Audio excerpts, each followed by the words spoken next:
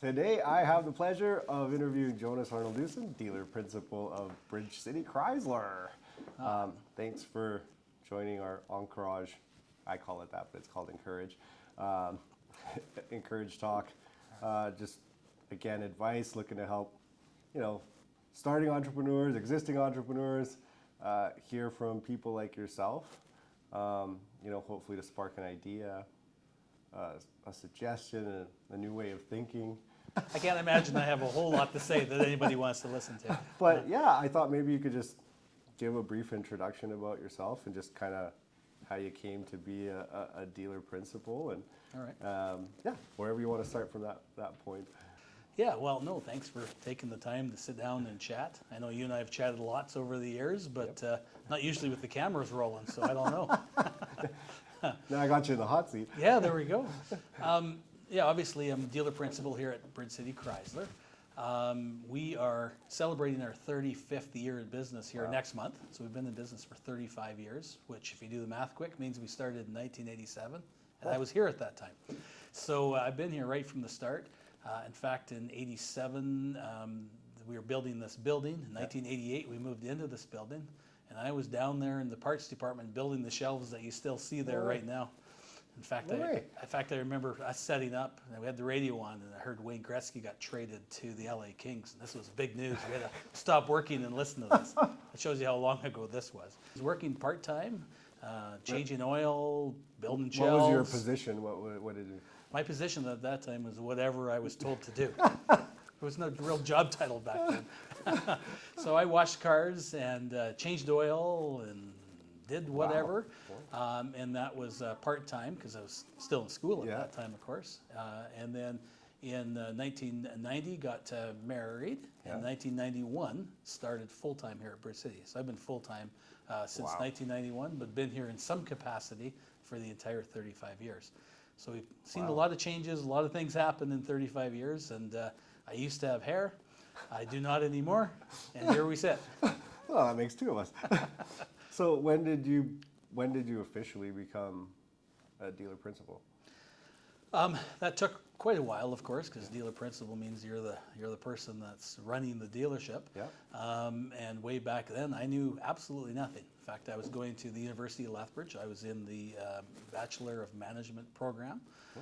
And when I started, I thought I wanted to be an accountant. That's what I first enrolled in. I remember a little bit about this. Thankfully, I changed my mind because I went to my dad, Clarence, who started Bridge City, and I said, I kind of need a job. And so he put me to work full-time and just have never left. So in that time frame, I mentioned that I washed cars and changed oil. When I started full-time, I worked in our service department, sort of as a service advisor. Our advisor is the person who, when you bring in your vehicle, we write up the work order, we let you know what the maintenance is, we let you know what repairs are needed. And so that was my first full-time job here at Bridge City. Wow. And then from there, after doing that for a few years, went up into the finance office. So when you bought the vehicle, I helped set up the financing and do all the paperwork for that. And then was sales manager. And then somewhere in there, had the opportunity to actually partner with my father, Clarence, in the business and become a part owner. So he sold me some shares then. And then would have been probably, I lost track of time. I don't know exactly. Yeah, but still, I mean, it wasn't like overnight. No, it wasn't. I'd been here full time for a number of years before I had that opportunity. I'm always really thankful that I had to go through the process and do the different jobs at the dealership, because hands-on training, I learned a whole lot more than university. Not saying anything about university training, but just learning on the job and learning from people. And Clarence was really good. Always, and especially back then, of having good people in place. And so I learned from the people around me. And looking back, I probably drove everybody crazy because I was the question guy. How about this? What do you do about this? What about this? What about this? All day long asking questions. But that's how I learned, and just learned more and more about the business until I had the opportunity to partner with them officially by buying some of the shares in the business. See, I like to hear that because I feel like today, obviously not everybody, but there seems to be somewhat of a thought that success happens overnight. right? With internet, social media, whatever, you follow certain profiles of people, and I think a lot of starting entrepreneurs are like, well, man, look at how quickly he got there. Right. And I don't always think they realize that they didn't get to see a lot of the behind the scenes stuff. My dad has always said to me, he says, you know what, Jonas, it takes 20 years to become an overnight success. So that always stuck with me. Yeah. Yes. So I like to reiterate that in any chance I get with like interviews like this, because people don't often realize how long it took to get to where you are. They just see the person that's here today. Right. And it often takes a long time to get there. So that's pretty interesting though. 20 years to be an overnight success. Yeah. So then we continued on at that point as partners, and then about 8 years ago, I ended up purchasing the entire dealership. Right. And here we are today in 2022. You have lots of staff. Lots give of or take. staff. How many staff do you have? Right now, I believe that we have approximately 50 staff, some full-time, mostly full-time, and some part-time, but approximately 50 staff here at Bridge City right now. So it's a good amount of people, a good amount of families that are involved in working at Bridge City Chrysler. And I was going to touch base on that just because I think, at least in Lethbridge, you're, a little bit on the larger side of business ownership with the number of staff you have. You're a family guy. Yes. I've always felt like you have a pretty big emphasis on that the people that work with you are part of your family. It's always been our intent to create that feeling that you don't just have a job, but you have a career. Right. And for you to want this to be a career, we have to make it something you want to come to work every day. Yep. So, and everybody says this, but we've really learned that right from Clarence from day one. Look after your people, and they will look after your customers. And I think that's what's happened. We've really tried to keep our employees as team members, more so than employees. And we expect a lot, and we have certain standards, and we have certain things we want to get done, but we also try to add the human element into it. We've had different staff members that have needed to take some time off for medical reasons. Right. We've had other staff members that have had different other things that they needed our help with. Yeah. And you know what? We're glad to be able to do that. We're glad to be able to work with our people because, like I said, if we look after them, they'll look after our customers. Without customers, we don't have a business. Right. So it's just an interesting circle, and all of it needs to keep going around and around. It's having each other's back. Yeah. By them being successful, it helps you be successful, vice versa. Yes, exactly. Yeah. The goal is to have somebody who enjoys being here and is working here. That's fantastic. Yep. I have a lot of respect for someone who says, you know what, this isn't the place for me, and they go somewhere else. Yeah. The only time I have a little bit of a hard time is the third category where I don't really want to be here, but I'm staying anyways. Right. You know what? You're not doing yourself any favors. You're not doing me any favors. More importantly, you're not doing our customers any favors. So be at a place that you enjoy working at. Even the team, though, right? Like I feel like when someone has that mindset, they also tend to kind of inject that mentality almost. They start to kind of infiltrate the culture that you're trying to build because they're not bringing what everybody else wants to bring to the table. Enthusiasm and positive energy is contagious. Yeah. The opposite is also true. Yeah. Yeah. Very true. Yeah. Very true. So, again, just kind of going back in time. Obviously, you basically started at the bottom of the pile and worked your way up. Yeah. But at least when you became more in the ownership role, and now the experience that you have today in the ownership role, again, not to say that you have every answer and that you sure don't. that you're right on every aspect, but what's something that you would have loved to tell yourself back then that you know now that probably would have made a pretty big impact having that knowledge at that time? That's a good question.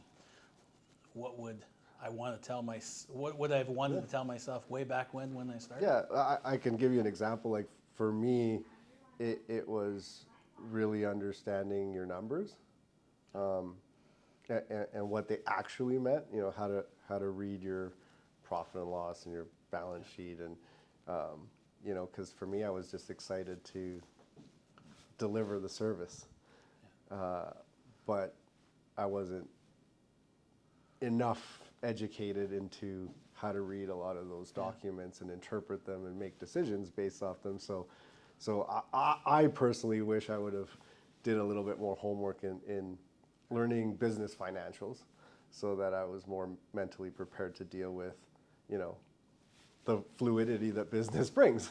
Right.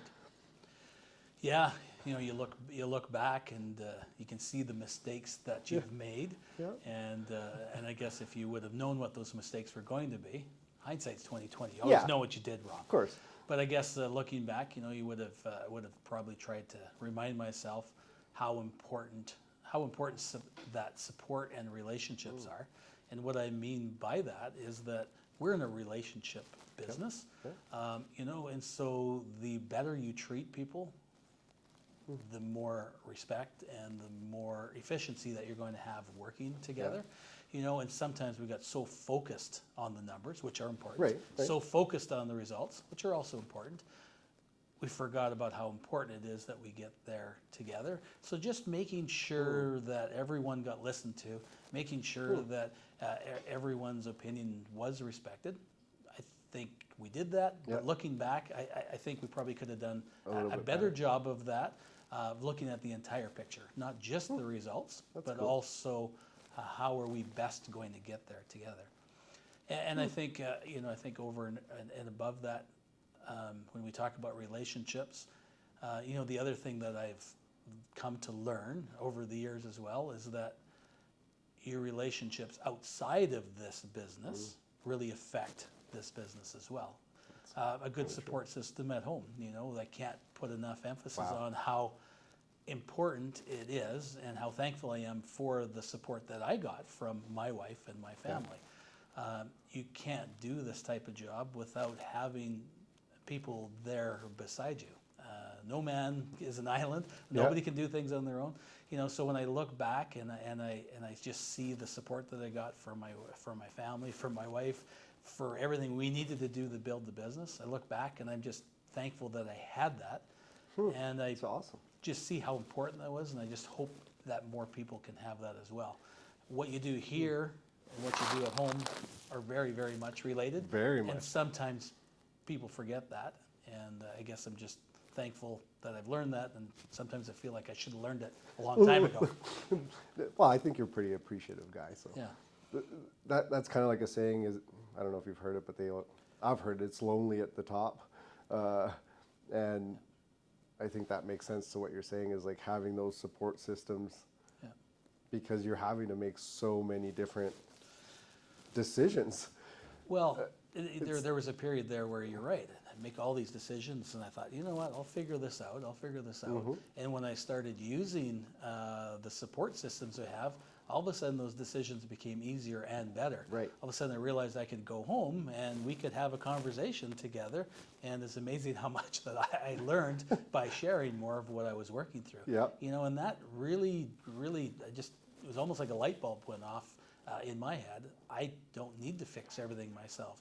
I've got a support system at home. I've got somebody extremely intelligent and interested in what's going on that we can talk through things together.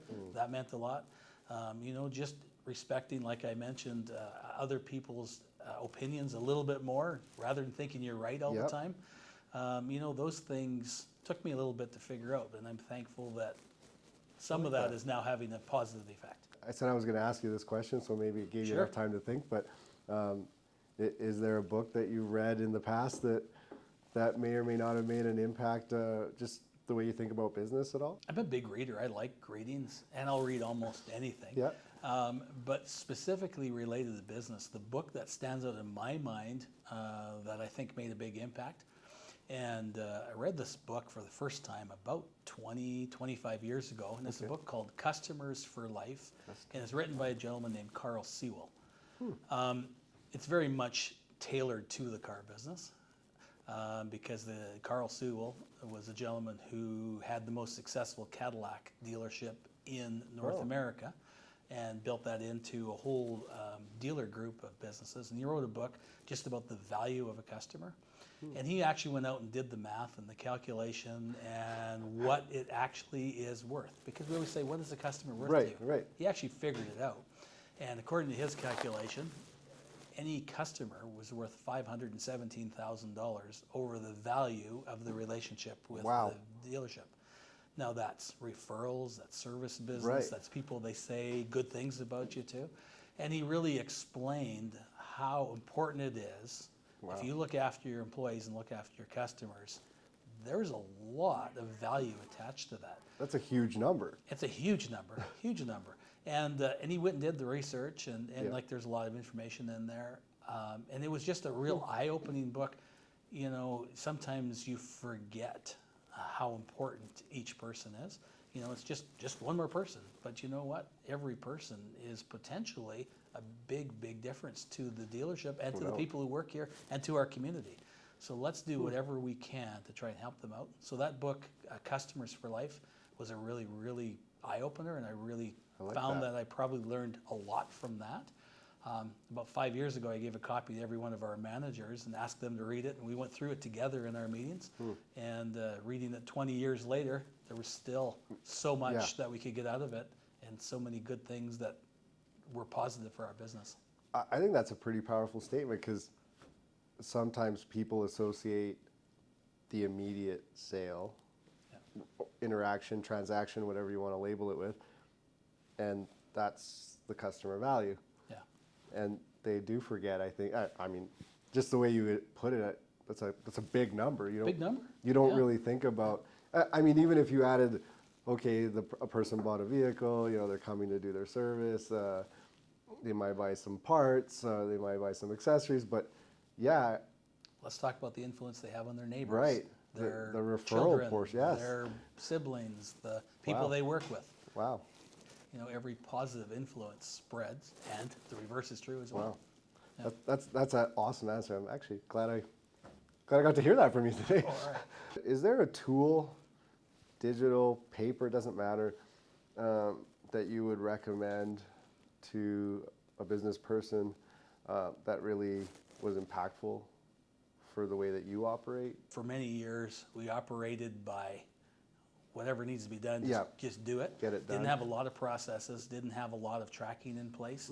And I guess I would say, sort of in that regards, is that in the last few years, we've done a lot better at using the tools that are out there, like meeting invites, like calendars, like shared calendars, you know, so that all of our team can see who's doing what when, and to keep us all on track for what we need to do. So it's something available to everybody, and something maybe that most people do already, but just using the tools that are out there, like the Google, like the Outlook, like all those things, and all of their products, just to make sure everybody knows what's expected and is on the same page. Yeah, I know for us, even as a small operation, like CRM is everything.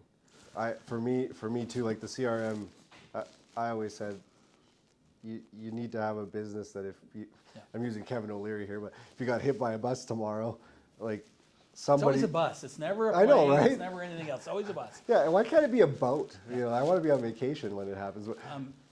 But just that importance of like being able to transfer, because at some point, you know, someone might start as a one-man show, and they got everything here, and that works for a little bit, but. And I guess. To build on that, you're right. I think sometimes we forget about all the products that we do have. Yeah, we have obviously, for a business of our size that is a customer focused business, we need some sort of customer retention management system, a CRM, like you say. You know, and we do have that. We could not operate without that. There's no way for us to keep track of when people's oil changes are due, or how long they've had their vehicle, or when they contact us just with different questions. So having that tool, we couldn't operate without that. So some sort of way to interact intelligently with your database and track those results is definitely essential. I can't think of a car dealer that could operate without that, Right. or a business that has customers. Yeah. If you've got customers, you got to figure out how to stay in touch with them. Well, and you get to a point where you can't remember everything. There's no way. And especially when you have staff. I mean, you said Especially 50 as, you, staff. especially as you get older, you forget more than you remember. But exactly, and with staff, I mean, you're not part of every customer interaction. No. So if you need to jump in, you know, in some capacity, like having those systems where you can go in and say, okay, what's going on here? When they buy, you know, what does their service history look like? What have been some of the interactions they've had with our staff that have been documented, so that you can address, you know, sometimes it's a very good thing, sometimes it can be a problem, but ultimately you're in the know of at least a snapshot of how you can assess a situation and help out. So There you go. You Yeah. said it way better than me. I Good think job.